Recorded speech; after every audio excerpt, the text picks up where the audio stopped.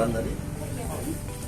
Nah, apalagi yang masalah Qatar nih Pak, dia diblokade oleh 4 negara, Uni Emirat Arab, Arab Saudi, Bahrain, dan satu lagi Mesir. Iya, sama Mesir satu ini. Nah, dalam hal ini yang kami lihat nih Pak, dia walaupun diblokade Pak, tapi dia dapat mempertahankan eksistensinya gitu Pak, walaupun dia coba kamu bilang kekurangan tinggalan informasi. Sekarang udah baik loh. Iya, di tahun 2020 yang saya melihat itu Pak, dalam waktu waktu mereka konflik itu dia tetap sendirian awalnya Pak. Nah, bahkan Amerika Serikat dia sempat mengecam untuk Qatar, nyalahin Qatar, tapi selang sehari kemudian dia langsung berpihak ke Qatar lagi Pak, karena saya tahu Qatar ini kan memang pengaruhnya besar terutama di bidang minyak. Banyak negara-negara mitra yang bergantung kepada negara tersebut. Jadi negara mau musuhin Qatar juga mikir-mikir gitu Pak. Jadi apakah hal tersebut bisa ke depannya seperti bisa dijadikan pertimbangan strategi bagi suatu negara, walaupun ya udah nggak apa-apa negara lain musuh-musuhin aku, yang penting aku kuat, orang lain juga memihak saya gitu. Itu kan nanti kalau menurut saya bakal munculin pemikiran negara tersebut bakal makin sombong. Dia merasa dirinya kuat, bisa kok walaupun aku dijauhin negara-negara lain gitu. Saya ngerasa itu Pak. Tapi perkembangan terakhir udah Iya, damai Pak di 2020 ya. Udah kan? Nah, yang penting itu. Jadi jangan ketinggalan informasi ya. Nah, damai itu Saudi memaksa Qatar untuk mematuhi berapa prinsip? Nah, ada 11 mungkin. Oh, jadi ada persyaratan tambahan ya Pak yang diberikan. Dan Qatar menolak. Akhirnya Saudi ngalah.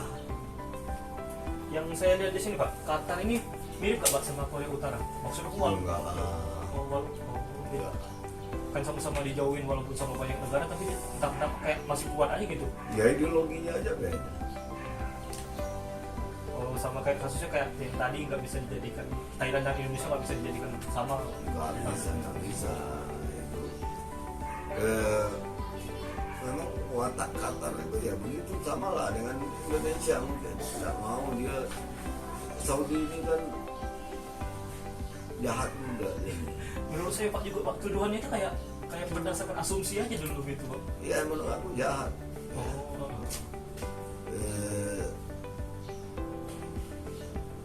Jurnalis itu dibunuhnya, ya kan? Khashoggi. Kemudian Presiden Lebanon dulu diculiknya, walaupun kemudian dibebaskan kan. Nah, ada CGJ atau Dewan Kerjasama Teluk, itu kan Arab Saudi, Qatar, Bahrain, Oman, ya, Uni Emirat Arab.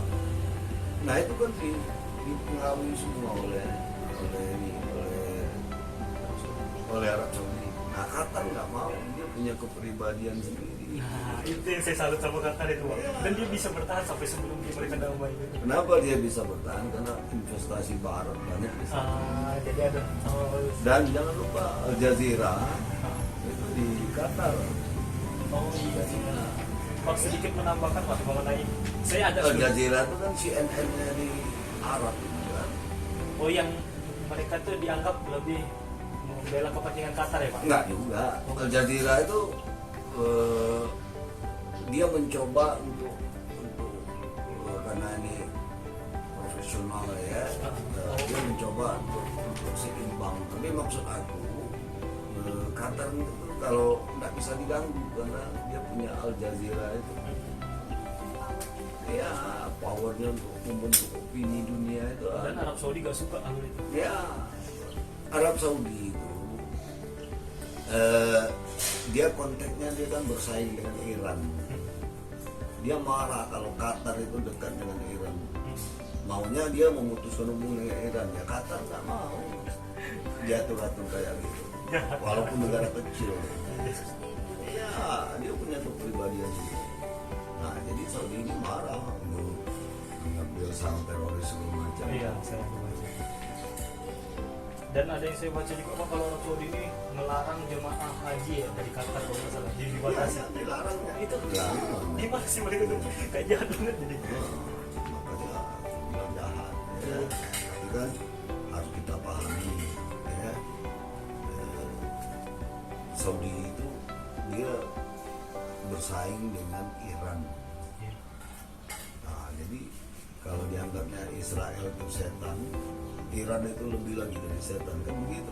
Sekarang kan dia dekat dengan Israel sekarang, Arab Saudi kan. Iya ya, saya Nah itu kayak gitu loh. Itu harus dipahami latar-latarnya. yang dilakukan Arab Saudi ini Pak mengantisipasi pertumbuhan kekuatan dari negara sebelumnya gitu. Lah iya, Dia cara dia untuk supaya katanya Enggak, ya, tapi jahat malah. Kan ya, dia boleh berkembang sama negara-negara di sekitar dia, tapi masa Qatar, Iran nggak boleh gitu. ya gitu lah kira-kira ya. Sementara Qatar itu kayak Indonesia, dia nggak mau diatur-atur, mau dekat dengan Iran, mau dekat dengan Arab Saudi gitu kan. Nah kayak gitu lah. Dan seperti yang Bapak bilang tadi, mereka ada dukungan juga dari Barat gitu Pak, besar. Oh iya, kan ada Oh itu investasi faktor Barat. utamanya Pak. Oh, Makanya dia bisa tetap investasi santai aja. Barat Iya. ada di sana, kemudian Al Jazeera itu ada di sana kan. Saya ngeliat nih mereka santai aja dimusuhin. Nah, ini. Jadi Timur Tengah itu kompleks. Ya. Kami juga pernah dikasih tahu Pak Yusuf Pak, kalau wilayah Timur Tengah itu nggak akan pernah damai sampai Nggak kapan pun. pernah. Dalam Islam katanya kalau damai juga kiamat kan. Jadi Kasihan gitu. kalau lihat sejarah, Iya. sejarah orang Arab itu tiga, ya, yang dia ada kompromi. Pertama ternak, yang kedua sumber air, yang ketiga ternak, sumber air sama padang timpalan. Sekarang kita rubah. Ternak itu dalam pengertian sekarang apa? Minyak. Minyak, ya kan? Nah, air apa? Sungai ini. Nah, Sungai ini. wah, Sungai Nil itu kan di ini ya, di apa namanya, di Mesir ya. Apa? Air untuk ternak kan perlu minum, kan? Nah, coba tafsirkan sekarang. Padang pengembalaan apa? Wilayah. Wilayah. yang luas. Oh, jadi kalau soal itu Arab ini memang nggak kompromi. Ya.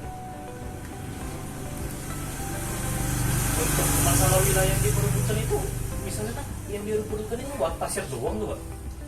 Ya, itu kan itu mah ada minyak kan di dalam. Oh, Nah, ya, ini pangkal masalahnya itu di situ.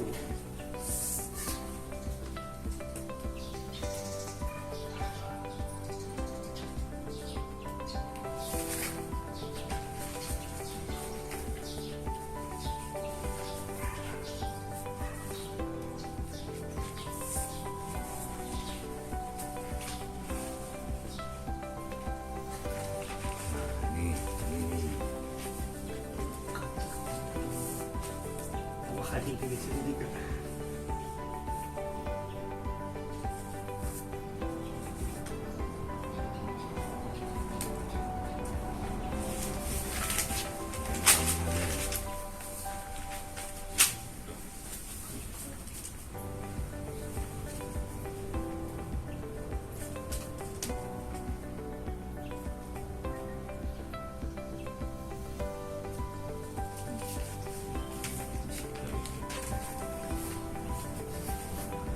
Nah, jadi kamu bisa di presentasi itu nanti ya, dua topik itu.